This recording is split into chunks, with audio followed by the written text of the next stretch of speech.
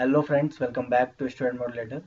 पिछले क्लास में हम लोगों ने डायलेक्ट्रिक्स के बारे में पढ़ा था और उसी को आगे कंटिन्यू करते हुए एक नया टॉपिक इस क्लास में स्टार्ट करते हैं, capacitance of parallel plate capacitor with dielectric slab. Lecture number 1.33 of concept of physics में आपका स्वागत है। आप देख सकते हैं स्क्रीन के ऊपर डायग्राम।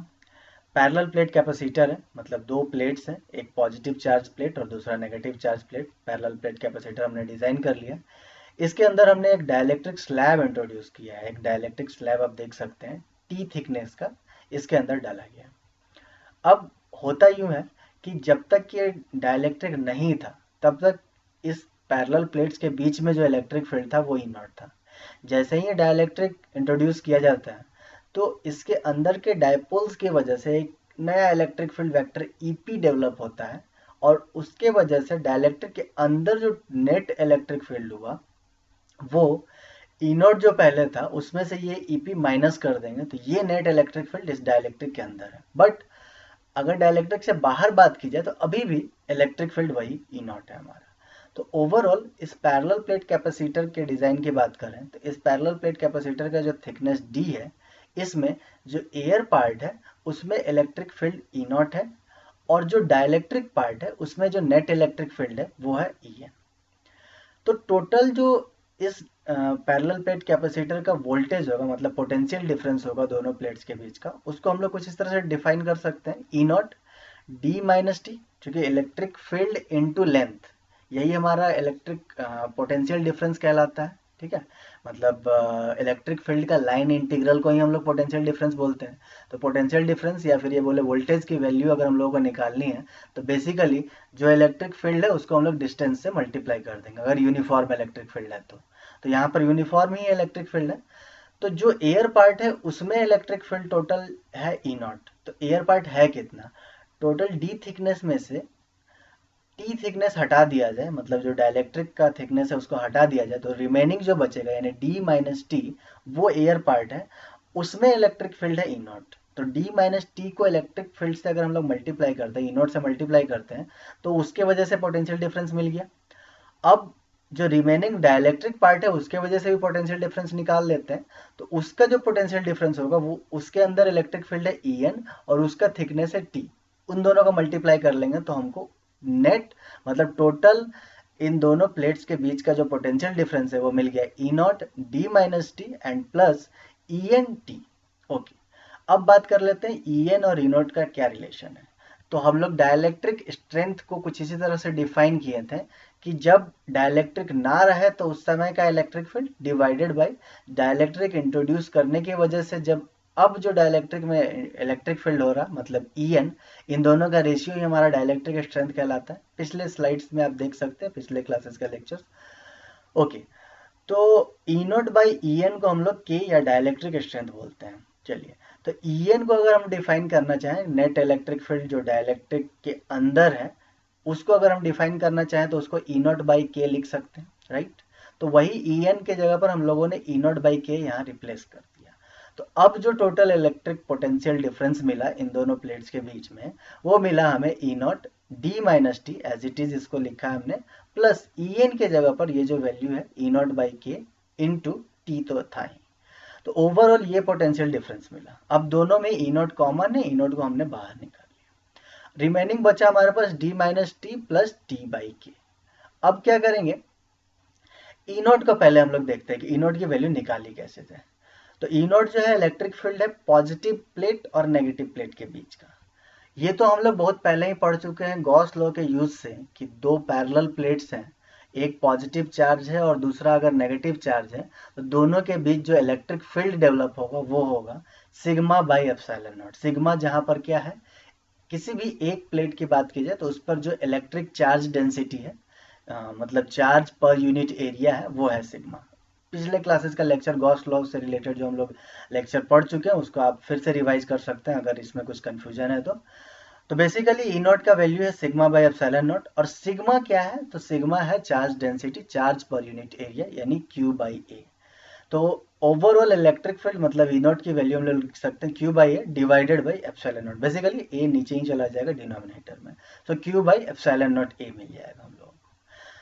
अब चूंकि कैपेसिटेंस को हम लोग डिफाइन करते हैं Q by V, charge upon जो पोटेंशियल डिफरेंस है, तो Q की वैल्यू तो एज इट इज रहने देंगे, और जो V है उसके जगह पर हम लोग इस E नॉट की वैल्यू रख करके, इस इक्वेशन में E नॉट की वैल्यू रख करके, और ये जो पोटेंशियल डिफरेंस की वैल्यू आती है उसको यहाँ पुट कर देंगे।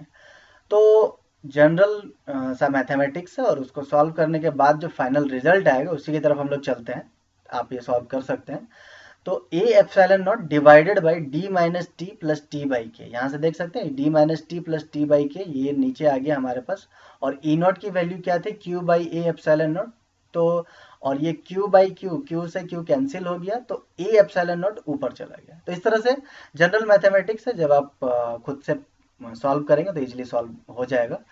तो ओवरऑल कैपेसिटेंस की वैल्यू हम लोगों को मिल गई A into epsilon naught divided by D minus T plus T by K. अब आगे बढ़ते हैं। आगे हम लोग इसको थोड़ा सा और कंक्लूजन पर जाने के लिए, मतलब ये तो बात रहा कि कैपेसिटेंस की वैल्यू कब निकालें हम लोग, जब हम लोगों ने डाइलेक्ट्रिक इंट्रोड्यूस किया।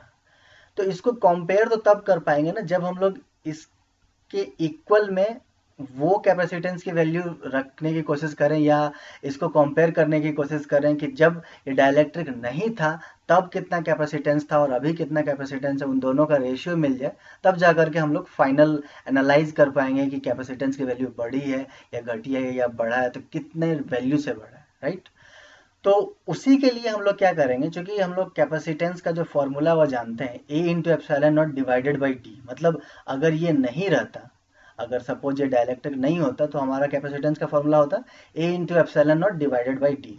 तो अगर यहाँ पर डिवाइड में डी आ जाए तो हम लोग उसको क्या बोल सकते हैं, एप्सिलॉन नॉट बाई डी को, कि वो कैपेसिटेंस है इन मतलब ये जब डाइलेक्ट्रिक नहीं था, in the absence of this dielectric, right. तो वही काम करने की कोशिश करेंगे, तो इस कारण से हम लोग को एक डी कॉमन निकालना पड़ेगा। तो वही डी हम लोगों ने क्या किया, कॉमन निकाल लिया। अब ये जो A epsilon not by D है, ये हमारा है capacitance in the absence of this dielectric. मतलब जब प्योरली एयर मीडियम था तो उस समय जो कैपेसिटेंस था वो सी नॉट था, तो वही A epsilon not by D था। और रिमेनिंग जो वैल्यूज है वो हम लोगों ने नीचे रख दिया, राइट। अब यहाँ पर आसानी से हम कंपेयर कर सकते हैं। देखिए 1 बाई के, ऑफकोर्स के जो होता है डाइलेक्ट्रिक कांस्टेंट का वैल्यू 1 से ज़्यादा होता है, तो 1 बाई के 1 से कम होगा, तो 1 में से जब माइनस करेंगे तो ये वैल्यू पॉजिटिव आएगी, और ओवरऑल जो पॉजिटिव वैल्यू आएगी, और टी बाई डी जो रेशियो है, टी बाई डी मतलब ये थिकनेस डिवाइडेड बाई ये लार्ज थिकनेस, तो ऑफकोर्स ये भी वैल्यू कम ही होगी। तो ओवरऑल ये सारी वैल्यूज कम है 1 से, तो 1 में से माइनस करने पर अगेन ये 1 से और कम हो जाएगी, यानी पॉइंट में समथिंग वैल्यू आएगी, और पॉइंट से जब हम लोग सी नॉट में डिवाइड देंगे तो कैपेसिटेंस की वैल्यू अब जो है वो बढ़ जाएगी, ठीक है। सी नॉट डिवाइडेड बाई, अगर 1 से ज़्यादा वैल्यू से हम डिवाइड देते हैं तब कैपेसिटेंस की वैल्यू घट जाती है, लेकिन यहाँ पर जो वैल्यू आएगी नीचे वो 1 से कम आएगी। इसका मतलब ये है कि 1 से कम वैल्यू से डिवाइड देने पर किसी में, मतलब पॉइंट वाले वैल्यू से किसी में भी डिवाइड देने पर वो वैल्यू क्या होती है, बढ़ जाती है, ठीक है। डिवाइड के बाद जो रिजल्ट आता है वो बढ़ जाता है। इसका मतलब ये हुआ कि अब जो है कैपेसिटेंस वो पहले के कैपेसिटेंस के कंपेरिजन में क्या है, बढ़ गया, इंक्रीज हो गया। That is capacitance increases with introduction of dielectric slab. जब हम लोग डाइलेक्ट्रिक स्लैब इंट्रोड्यूस कर रहे हैं तो कैपेसिटेंस की वैल्यू बढ़ रही है, ठीक है। अब ये तो बात हो गया जब हम लोगों ने थिकनेस कम लिया था। जब हम लोग थिकनेस बढ़ा दें, या यूं कहें कि डाइलेक्ट्रिक स्लैब अगर कंप्लीटली पूरा का पूरा स्पेस ऑक्यूपाई कर ले इस रीजन का, तो इसका मतलब टी का वैल्यू डी के इक्वल हो जाएगा, टी इक्वल्स टू डी। और जब टी इक्वल्स टू डी यहाँ पे पुट करेंगे तो ये सारा कैंसिल आउट हो करके हमारे पास सी इक्वल्स टू क्या मिल जाएगा, सी नॉट इंटू के। ये के जो है कैलकुलेट कर लीजिएगा, इजी कैलकुलेशन है। टी की जगह पर डी रख दीजिएगा और फिर कैलकुलेट कीजिएगा, तो फाइनली केवल 1 बाई के यहाँ पर रिमेनिंग बचेगा नीचे डिनोमिनेटर में, और वो के ऊपर जाएगा। तो सी इक्वल्स टू हम लोगों को मिल जाएगा के इंटू सी नॉट, ओके। सो आप देख सकते हैं कि जब कंप्लीट ये डाइलेक्ट्रिक ऑक्यूपाई करता है पूरे एरिया को, तो उस समय हम लोगों को कैपेसिटेंस की वैल्यू मिलती है के इंटू सी नॉट। तो ये के क्या है, डाइलेक्ट्रिक कांस्टेंट। तो इस तरह से हम लोग डाइलेक्ट्रिक कांस्टेंट को ऐसे भी डिफाइन कर सकते हैं, कैपेसिटेंस अभी जो प्रेजेंट में है डिवाइडेड बाय सी नॉट। अगर ये डाइलेक्ट्रिक नहीं होता तो उस समय जो कैपेसिटेंस होता है, तो कैपेसिटेंस की वैल्यू अभी बढ़ गई है, इंक्रीज हुआ है, और पहले जो कैपेसिटेंस की वैल्यू थी वो फ्री एयर में सी नॉट थी, राइट। तो जैसा हम लोग इलेक्ट्रिक फील्ड के केस में कैसे डिफाइन कर रहे थे, ई नॉट बाई ई एन, मतलब पहले का इलेक्ट्रिक फील्ड डिवाइडेड बाई अभी जो इलेक्ट्रिक फील्ड है। इसके केस में क्या है, अभी का कैपेसिटेंस डिवाइडेड बाई पहले जो कैपेसिटेंस था सी नॉट। ये दोनों डेफिनेशन या कंपैरिजन आपको याद रखना चाहिए कि C by C naught is dielectric constant, ऐसे भी डिफाइन किया जा सकता है, या फिर E naught by E N से भी हम लोग डायलेक्ट्रिक कांस्टेंट डिफाइन कर सकते हैं। तो दोनों डेफिनेशन हम लोगों ने अलग अलग स्लाइड्स में पढ़ लिया। अब आगे बढ़ते हैं और लास्ट जो एक टेबल है वो समझने की कोशिश करते हैं कि डायलेक्ट्रिक स्लैब के इंट्रोडक्शन की वजह से क्या क्या चीज़ें चेंज होती है कैपेसिटेंस में, कैपेसिटर में। तो पैरेलल प्लेट कैपेसिटर की बात कर रहे हैं, और डायलेक्ट्रिक स्लैब जब हम लोगों ने इंट्रोड्यूस किया डायलेक्ट्रिक स्लैब के साथ, सबसे पहले बात करते हैं, दो कॉलम है इसमें, with battery connected and sorry without battery connected, या ये बोले विथ बैटरी डिसकनेक्टेड जब बैटरी नहीं रहता है, और दूसरा कॉलम है विथ बैटरी कनेक्टेड। पहले हम लोग बैटरी डिसकनेक्टेड की बात कर लेते हैं, मतलब कोई एक्सटर्नल वोल्टेज सप्लाई नहीं दिया हुआ है, कैपेसिटर कुछ पहले से ही चार्ज होगा, राइट।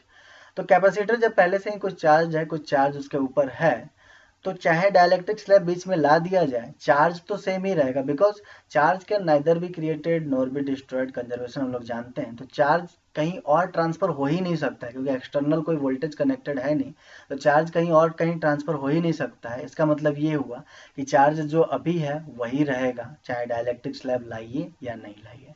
तो चार्ज में कोई फर्क नहीं पड़ने वाला है। लेकिन चूंकि इंक्रीज हो जाता है हमारा, अब डायलेक्ट्रिक जैसे ही इंट्रोड्यूस करते हैं तो हमारा कैपेसिटेंस इंक्रीज हो जाता है, ये तो हम लोग देख ही चुके हैं। कैपेसिटेंस इंक्रीज हो गया, इसका मतलब, और चार्ज जो है वो सेम ही रहा, तो V को जब हम लोग डिफाइन करते हैं, V equal to Q by C, यानी पोटेंशियल डिफरेंस डिक्रीज करेगा। पोटेंशियल डिफरेंस डिक्रीज करने का एक और रीजन समझ सकते हैं कि जो इलेक्ट्रिक फील्ड है, मतलब डायलेक्ट्रिक इंट्रोड्यूस होने की वजह से हम देख सकते हैं कि नेट इलेक्ट्रिक फील्ड जो है वो कम हो गया। अब नेट इलेक्ट्रिक फील्ड कम होगा तो पोटेंशियल डिफरेंस इस कारण से भी डिक्रीज करेगा, ऐसा भी समझा जा सकता है। बात कर लेते हैं एनर्जी स्टोर्ड का। तो energy again conservation of charge, conservation of energy. जब बाहर कोई सोर्स है ही नहीं, या बाहर कोई डिसिपेशन पॉइंट भी नहीं है कि जहाँ पर हम एनर्जी ट्रांसफर कर सके, डिसिपेट कर सके, तो इस कारण से कोई कनेक्शन ही नहीं है, तो इसका मतलब एनर्जी जो पहले था वही रहेगा। अब बात कर लेते हैं विथ बैटरी कनेक्टेड।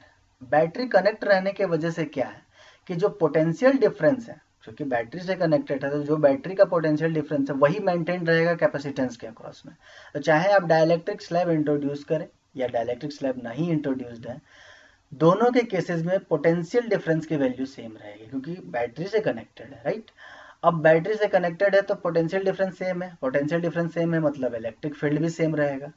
तो ये पॉइंट्स पर बहुत सारे ऑब्जेक्टिव क्वेश्चंस बनते हैं, जिसमें कि आपको अपना कंफ्यूजन, अपना डाउट क्लियर करना होगा। यहाँ पर हम लोगों ने बात कर लिया था कि जैसे ही हम लोग डायलेक्ट्रिक इंट्रोड्यूस करते हैं तो इलेक्ट्रिक फील्ड जो है वो रिड्यूस हो जाता है। बट ये पॉइंट भी क्लियर रहना चाहिए कि अगर कोई कैपेसिटर है या पैरेलल प्लेट कैपेसिटर कोई एक्सटर्नल पोटेंशियल डिफरेंस से कनेक्टेड है, मतलब वोल्टेज बैटरी से कनेक्टेड है, तो इसका मतलब ये हुआ कि उसके अक्रॉस में पोटेंशियल डिफरेंस फिक्स्ड रहेगा डायलेक्ट्रिक स्लैब इंट्रोड्यूस करने के बावजूद भी। और electric field of course remain same, same ही रहना है। इलेक्ट्रिक फील्ड अगर सेम नहीं रहा, हाँ डायलेक्ट्रिक के अंदर इलेक्ट्रिक फील्ड जरूर डिफर करेगा, बट अगर प्लेट्स के बीच की बात की जाए तो electric field will remain same. बात कर लेते हैं आगे, इंक्रीजेज के सी नॉट। ऑफकोर्स कैपेसिटेंस तो अपने हिसाब से, मतलब डायलेक्ट्रिक पर ही डिपेंड कर रहा। कैपेसिटेंस की अगर बात की जाए तो कैपेसिटेंस की जो वैल्यू है C equals to C naught and this thickness, मतलब ओवरऑल ये डिपेंड कर रहा है के पर। अगर पूरा ऑक्यूपेशन ऑक्यूपेंस की बात की जाए कि पूरे दोनों प्लेट्स के बीच में डायलेक्ट्रिक अगर रखा गया है, तो C इक्वल्स टू के सी नॉट, जहाँ पे सी नॉट जो है वो कांस्टेंट होता है, किस पे डिपेंड करता है, ए मतलब प्लेट्स के एरिया पर, प्लेट्स के बीच के डिस्टेंस पर, और एप्सिलॉन नॉट मतलब परमिटिविटी पर। तो ओवरऑल इसको एक्सटर्नल वोल्टेज कनेक्टेड है नहीं कनेक्टेड है उससे कुछ मतलब नहीं है। डायलेक्ट्रिक अगर इंट्रोड्यूस हुआ तो मतलब कैपेसिटेंस इंक्रीज करेगा, राइट। अब कैपेसिटेंस इंक्रीज कर रहा, वोल्टेज वही का वही है, तो वोल्टेज वही है, कैपेसिटेंस इंक्रीज कर रहा है, इसका मतलब चार्ज जो है वो भी इंक्रीज करेगा, क्योंकि चार्ज क्यू इक्वल टू हम लोग क्या पढ़ते हैं, सीवी पढ़ते हैं, Q equals to C V. तो के सी नॉट इंक्रीज किया इसलिए K C naught into V naught भी इंक्रीज करेगा। वी नॉट तो सेम ही है, जो पोटेंशियल पहले था या पोटेंशियल डिफरेंस पहले था वही अभी भी पोटेंशियल डिफरेंस है, बट के सी नॉट इंक्रीज किया है, it means charge will also increase, right. बात कर लेते हैं एनर्जी स्टोर्ड की। तो ऑफ कोर्स ज़्यादा कैपेसिटेंस, मतलब कैपेसिटेंस की वैल्यू ज़्यादा और सोर्स हमारे पास अवेलेबल है वोल्टेज के फॉर्म में, बैटरी के फॉर्म में, तो वो उससे ज़्यादा से ज़्यादा चार्ज वो अपने अक्रॉस में स्टोर करेगा। और चार्ज ज़्यादा स्टोर करेगा इसका मतलब क्या है कि एनर्जी की वैल्यू इंक्रीज करेगी। तो सिमिलरली एनर्जी की वैल्यू भी इंक्रीज करती है। तो इस तरह से हम लोगों ने दोनों कॉलम्स को अच्छे से स्टडी करने की कोशिश की है और आई होप ये आपको अच्छे से समझ में आएगा, क्योंकि इससे रिलेटेड काफ़ी क्वेश्चंस पूछे जाते हैं ऑब्जेक्टिव टाइप में और आपको पजल भी हो सकते हैं किसी केसेस में। तो जब भी ऐसा कुछ डाउट हो तो इस स्लाइड को वापस से याद कर लें, क्योंकि इस स्लाइड से सब कुछ क्लियर है कि जब बैटरी डिस्कनेक्टेड है तब क्या हो सकता है और बैटरी जब कनेक्टेड है तब क्या हो सकता है। आई होप ये वीडियो आपको काफ़ी पसंद आया और यहाँ पर हम लोग इलेक्ट्रोस्टैटिक जो मेन पार्ट है 12th क्लास फिजिक्स का वो हम लोग कंप्लीट करते हैं और अगले क्लास से हम लोग दूसरा टॉपिक स्टार्ट करेंगे, दूसरा यूनिट स्टार्ट करेंगे 12th फिजिक्स के लिए और जल्दी से जल्दी मैं सारे यूनिट्स कवर करने की कोशिश करूँगा। Thank you so much for watching this video and keep watching this video series.